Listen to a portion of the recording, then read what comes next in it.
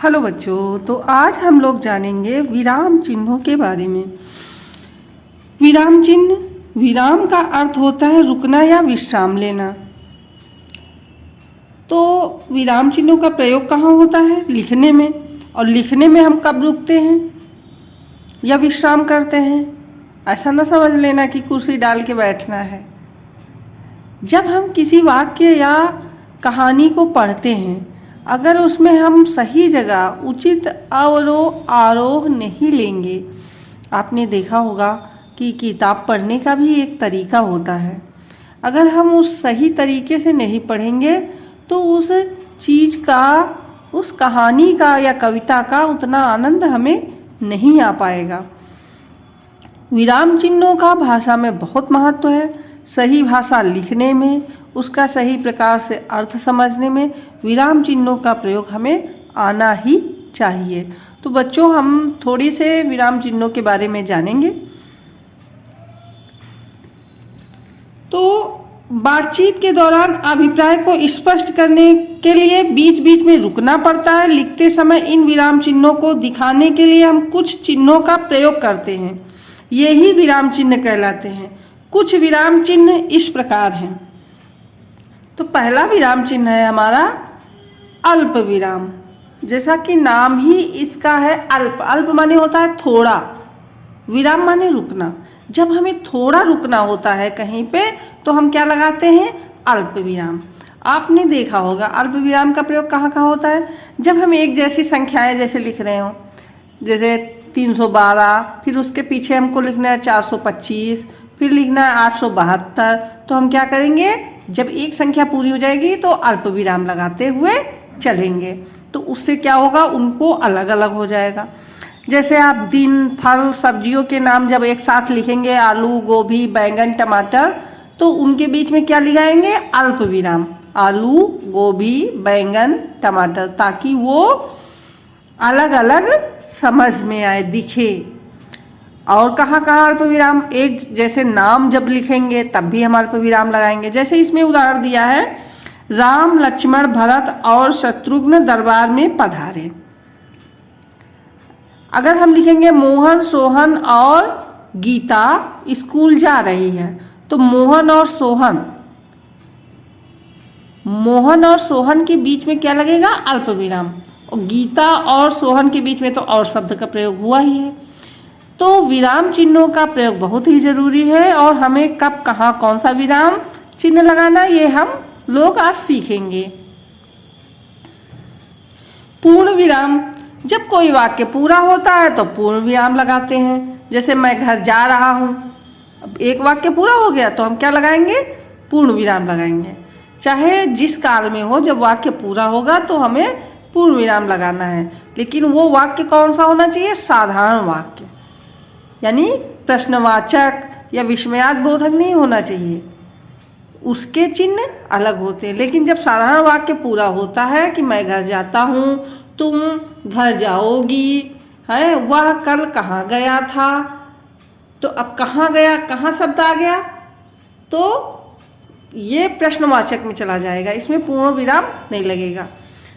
तो आगे हम देखते हैं पूर्ण विराम। वाक्य पूरा होने, चौथी कक्षा में पढ़ती हूँ, या मेरे स्कूल का नाम प्राइमरी स्कूल है, तब भी पूर्ण विराम लगेगा जब कोई वाक्य पूरा होगा। प्रश्नवाचक, वाक्य के अंत में जिनमें प्रश्न सूचित हो, तुम्हारा कमरा कहाँ है, इसमें क्या है? पूछ रहा है कि तुम्हारा कमरा कहाँ है। जैसे तुमसे कोई पूछे कि तुम किस स्कूल में पढ़ते हो, है, हमारे स्कूल का नाम क्या है, तब प्रश्नवाचक हो जाएगा। जिसमें प्रश्न का भाव हो, पूछने का भाव हो, वहां प्रश्नवाचक चिन्ह लगेगा। विस्मयादिबोधक, वाक्य के अंत में खुशी, घृणा, दुख या हैरानी प्रकट करने के लिए। खुशी, घृणा, दुख। जब हम बहुत दुखी होते हैं तो कैसे शब्द प्रयोग? हा, अरे, ओह, इन शब्दों के बाद क्या लगेगा? विस्मयादिबोधक। जैसे अरे वह आगरा नहीं गया, इसमें क्या है? आश्चर्य, हैरानी, कि अरे वह आगरा नहीं गया। कोई चीज़ हो सकती है उसको आगरा जाना चाहिए था मगर नहीं गया, तो आश्चर्य हो रहा कि वो क्यों नहीं गया आगरा। इसी तरह बच्चों हम विस्मयादिबोधक चिन्ह का प्रयोग वहाँ करेंगे, बहुत दुख है, ओह इसको किसने मार दिया, अरे यह किसका है। कोई चीज़ आश्चर्य या दुख बहुत गहरा, ओह ये क्या हो गया, तब हम विस्मयादिबोधक शब्दों का, विस्मयादिबोधक चिन्ह का प्रयोग करेंगे। योजक चिन्ह, योजक चिन्ह दो शब्दों को जोड़ता है। आपने ये चिन्ह का प्रयोग तो बहुत देखा होगा, दो शब्दों के बीच उन्हें जोड़ने के लिए। जैसे आजकल, वह घर नहीं आता, आजकल के बीच में है। जैसे माता पिता लिखा जाता, माता और पिता, तो उनके माता पिता को जोड़ने के लिए बीच में योजक चिन्ह लगा दिया जाता है। जहाँ और शब्दों का प्रयोग होता है वहाँ भी ज़्यादातर योजक चिन्ह का प्रयोग आता है।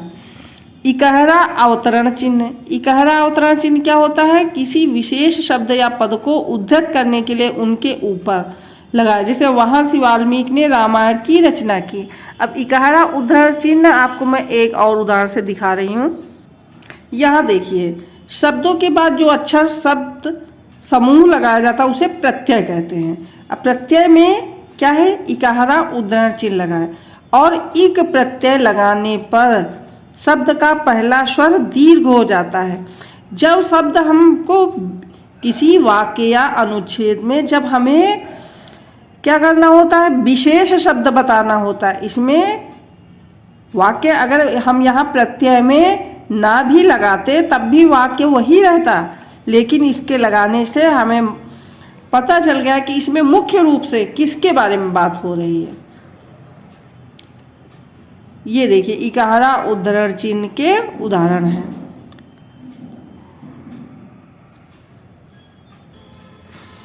अगला है दोहरा अवतरण चिन्ह। किसी कथन को ज्यों का त्यों उद्धृत करने के लिए शुरू और अंत में, जैसे स्वामीनाथन बोला, दादी मुझे आपसे एक बात कहनी है। आपने इंग्लिश में डायरेक्ट और इनडायरेक्ट पढ़े होंगे।